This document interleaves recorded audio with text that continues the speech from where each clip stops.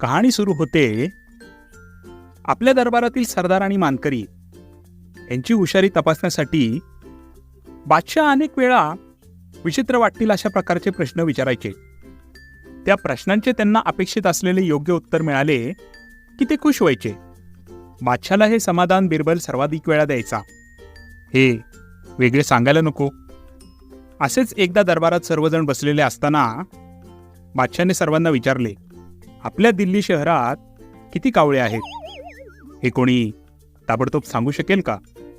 कावळ्यांची संख्या सांगणे कोणाला शक्य नव्हते. कावळे मोजल्याशिवाय कावळ्यांची संख्या सांगता येणे हे शक्यही नव्हते. त्यामुळे बादशाहने प्रश्न विचारला तेव्हा लगेच कावळ्यांची संख्या सांगणे दरबारात कोणालाही शक्य नव्हते. त्यामुळे बादशाहने प्रश्न विचारताच सर्वांच्या नजरा खाली झुकल्या. आता बिरबलाला हाच प्रश्न विचारण्याशिवाय बादशाहकडे काही पर्याय नव्हता. बिरबलाकडे पाहत बादशाहने विचारले, काय बिरबल, आपल्या दिल्ली शहरात किती कावळे आहेत ते सांगता येईल का? अगदी सहज.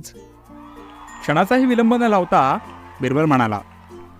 बिरबलाचं हे उत्तर ऐकून सर्वजण आश्चर्यचकित झाले.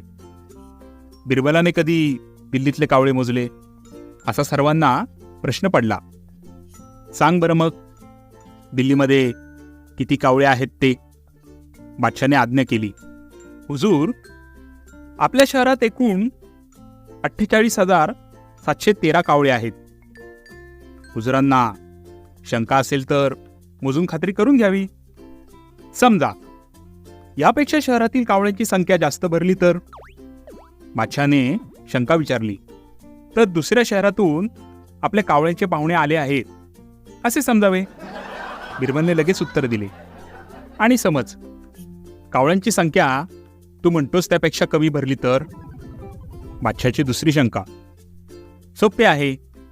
बादशाहच्या दुसऱ्या संख्येचे निरसन करताना बिरबल म्हणाला, तर आपल्या शहरातील कावळे त्यांच्या नातेवाईकांना भेटण्यासाठी दुसऱ्या शहरात गेले असे समजावे. बिरबलाच्या या उत्तराने सर्वांच्या चेहऱ्यावरती हसू फुलले. बिरबलाला हरवणे हे खरेच अशक्य आहे याची बादशाहला आणखीन एकदा खात्री पटली. बिरबलचे कौशल्य. कावळ्यांची संख्या मोजण्यासाठी बिरबलने येथे सारासार विचार करून एक संख्या सांगितली आहे. कारण कावळ्यांची संख्या मोजणे अवघड आहे हे त्याला माहीत होते. त्याच अडचणींचा फायदा घेत त्याने बादशाहला निरुत्तर केले. तर मित्रांनो, कशी वाटली बिरबलाची हुशारी?